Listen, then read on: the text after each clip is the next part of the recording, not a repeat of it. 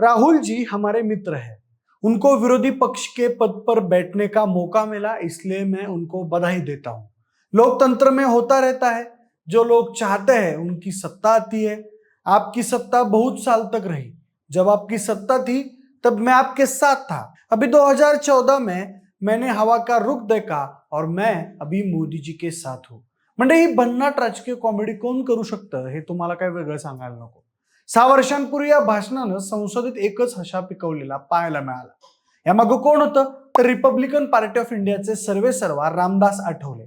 आपल्या विनोदी शैलीतून विरोधकांवर टीका करण्यात रामदास आठवले कधीच कसर सोडत नाहीत।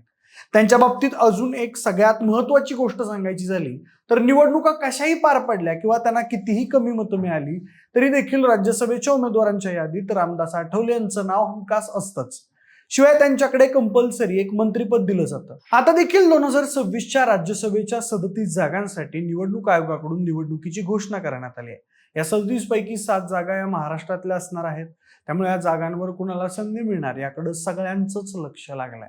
संख्याबळ जरी पाहिलं तरी या 7 जागांपैकी 6 जागांवर महायुती बाजी मारणार आहे। यामध्ये भाजपला 4, राष्ट्रवादी काँग्रेस आणि शिवसेनेला एक जागा मिळणार आहे, तर महाविकास आघाडीला 1 जागा मिळणार आहे। पण मंडळी, महाविकास आघाडीची 1 जागा, राष्ट्रवादी काँग्रेसची 1 जागा आणि शिवसेनेची 1 जागा अशा 3 जागा वगळता ज्या भाजपच्या 4 जागा आहेत, यामध्ये भाजपच्या 3च जागा असणार आहेत।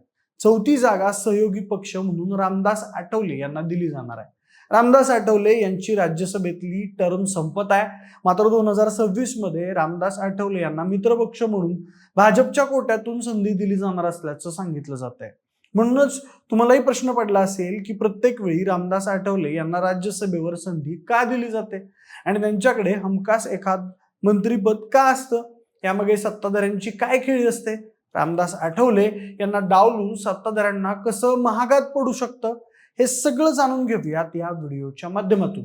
नमस्कार, मी प्रथमेश आणि तुम्ही पाहताय विषयच भारी। मंडळी, शरद पवार, रामदास आठवले, फौजिया खान, रजनी पाटील, प्रियंका चतुर्वेदी, धैर्यशील पाटील आणि भागवत कराड यांचा राज्यसभेतला कार्यकाळ लवकरच संपणार आहे। म्हणूनच राज्यसभेच्या 7 जागांवर निवडणूक आयोगाने निवडणुकीची घोषणा केली आहे। राज्यसभेच्या महाराष्ट्रातल्या 7 जागांसाठी येत्या 16 मार्च रोजी निवडणूक होणार आहे। या निवडणुकीसाठी उमेदवारी अर्ज भरण्यासाठी अवघे 6 दिवस शिल्लक राहिल्यामुळं राजकीय हालचालींना सध्या वेग आलाय। राज्यसभेसाठी भाजपच्या उमेदवारांची नावं जवळजवळ निश्चित झाल्याचीच माहिती समोर येते। मुख्यमंत्री देवेंद्र फडणवीस यांच्या वर्षा निवासस्थानी भाजपच्या कोर कमिटीची बैठक पार पडली।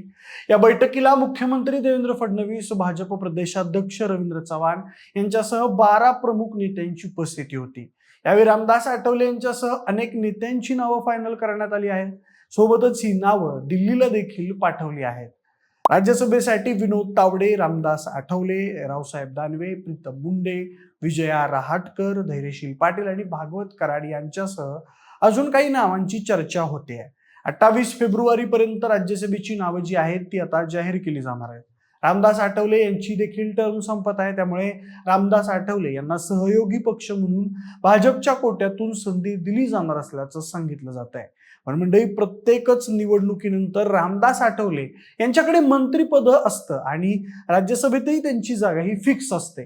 अनेक वेळा केंद्रात किंवा राज्यात सत्ता बदलली, आघाड्या बदलल्या, पण आठवले यांना मंत्रिपद मात्र मिळत राहिलं। त्यामुळे लोकांना असा प्रश्न पडतो की त्यांना वारंवार मंत्रिपद का दिलं जातं, तर यामागे फक्त एखादी राजकीय खेळ नाहीये, तर सामाजिक, संघटनात्मक आणि प्रतिकात्मक कारणांची देखील मोठी साखळी आहे। यातलं सगळ्यात महत्त्वाचं कारण म्हणजे रामदास आठवले यांचं दलित राजकारणातलं प्रतिकात्मक नेतृत्व। म्हणजे रामदास आठवले हे दलित समाजातले एक ओळखले जाणारे नेते आहेत। ते स्वतःला डॉक्टर बाबासाहेब आंबेडकर यांच्या विचारांचे वारसदार म्हणून नेहमीच सांगतात। त्यांच्या नेतृत्वाखाली रिपब्लिकन पार्टी ऑफ इंडिया निवडणुकांमध्ये जरी जिंकत नसली तरी दलित समाजात त्यांचा आवाज ऐकला जातो आणि भारताच्या राजकारणात दलित मतदार हे अत्यंत महत्त्वाचे आहेत। त्यामुळे सत्ताधारी पक्षांना असा नेता हवा असतो जो दलित प्रतिनिधित्व दाखवू शकेल आणि आठवले त्या दृष्टीने उपयोगी पडतात, कारण ते आंबेडकरी विचारांशी जोडलेले आहेत। दुसरं कारण म्हणजे आघाडीच्या राजकारणातलं गणित। म्हणजे आपल्या देशात अनेकदा एकाच पक्षाला पूर्ण बहुमत नसतं किंवा जरी बहुमत असेल तरी सामाजिक संतुलन राखण्यासाठी सहयोगी पक्षांना स्थान दिलं जातं। रामदास आठवले यांचा पक्ष छोटा असला तरी त्यांनी बरीच वर्ष एनडीए सोबत राहून राजकीय निष्ठा दाखवली आहे। नरेंद्र मोदी यांच्या नेतृत्वाखालील सरकारमध्ये त्यांनी सातत्यानं साथ दिली आहे. ते संसदेत समर्थन देतात, सामाजिक संदेश देतात. त्यामुळे छोट्या पक्षाच्या नेत्यालाही मंत्रिपद देऊन त्यांना समाधानी ठेवणं एक राजकीय रणनीती असते. तिसरं कारण म्हणजे रामदास आठवले यांचा संघर्षातून आलेला राजकीय प्रवास. त्यांनी आपला राजकीय प्रवास चळवळीतून सुरू केला. ते दलित आंदोलनांमध्ये नेहमीच सक्रिय होते. त्यांनी महाराष्ट्रात सामाजिक प्रश्नांवर आंदोलनं केली, भाषणं दिली आणि संघटना उभी केली. त्यामुळे त्यांची जमिनीवर काम करणारा नेता, आंदोलनातून पुढे आलेला नेता आणि सामाजिक न्यायावर बोलणारा नेता अशी प्रतिमा तयार झाली. अशा नेत्याला मंत्रिपद देणं सरकारला सामाजिक दृष्ट्या एक पॉझिटिव्ह मेसेज देण्यासारखं वाटतं. अजून एक कारण म्हणजे त्यांची भाषण शैली आणि त्यांचा जनसंपर्क. आता त्यांच्या भाषण शैलीबद्दल फारसं सांगण्याची गरज नाही, कारण एक विनोदी, थेट आणि लोकांना सहज समजेल अशा भाषेत बोलणारे नेते म्हणून ते ओळखले जातात. त्यांच्या कविता आणि घोषणाबाजीमुळे नेहमीच संसदेत एक वेगळं वातावरण निर्माण होतं. ते माध्यमांमध्ये सतत दिसतात, सरकारचा संदेश लोकांपर्यंत पोहोचवतात. कठीण राजकीय परिस्थितीतही ते आपल्या कवितांच्या माध्यमातून वातावरण एकदम चिल करून टाकतात. म्हणून त्यांची उपस्थिती मंत्रिमंडळात सरकारसाठी नेहमीच फायदेशीर मानली जाते. अजून एक महत्वाचं कारण म्हणजे त्यांच्यापासून सत्ताधाऱ्यांना जास्त धोका जाणवत नाही. म्हणजे राजकारणात काही सहयोगी पक्ष खूप ताकदवान असतात आणि ते सत्तेला आव्हान देखील देऊ शकतात. पण आठवल्यांचा पक्ष हा तुलनेत छोटा आहे. त्याच्यामुळं त्यांनी एखादं बंड केलं किंवा युती जरी तोडली, पाठिंबा काढून घेतला तरी सत्ता उलटपालट होण्याची शक्यता फार कमी असते. सुरक्षित सहयोगी म्हणून त्यांना मंत्रिपद देणं सत्ताधाऱ्यांसाठी नेहमीच सोयीचं आहे.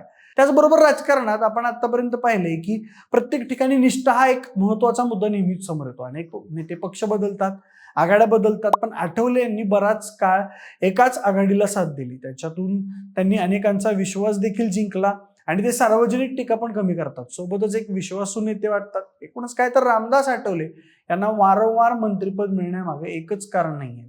त्याच्या मागे अनेक घटक एकत्र काम करतात. दलित समाजातलं प्रतिनिधित्व, आघाडी राजकारणातली गरज, संघर्षातून तयार झालेली प्रतिमा, प्रभावी भाषण शैली आणि माध्यमातली ओळख, सुरक्षित आणि विश्वासू सहयोगी, राजकीय निष्ठा या सगळ्या गोष्टींमुळे रामदास आठवले यांचा पक्ष छोटा असला तरी त्यांना वेळोवेळी महत्व दिलं जातं. एकूणच काय तर रामदास आठवले यांना डावललं सत्ताधाऱ्यांना बरंच महागात पडू शकतं. त्यांना डावलून पुढे जाऊ शकत नाही. या सगळ्या गोष्टींमुळे त्यांना यावर्षी राज्यसभेवर संधी देण्यात येणार आहे. मात्र म्हणजे याबद्दल तुमचं काय मत आहे आम्हाला कमेंट बॉक्समध्ये नक्की सांगा. सोबतच आपल्या विशेष भरीच्या YouTube चॅनलला सबस्क्राईब करायला अजिबात विसरू नका. धन्यवाद.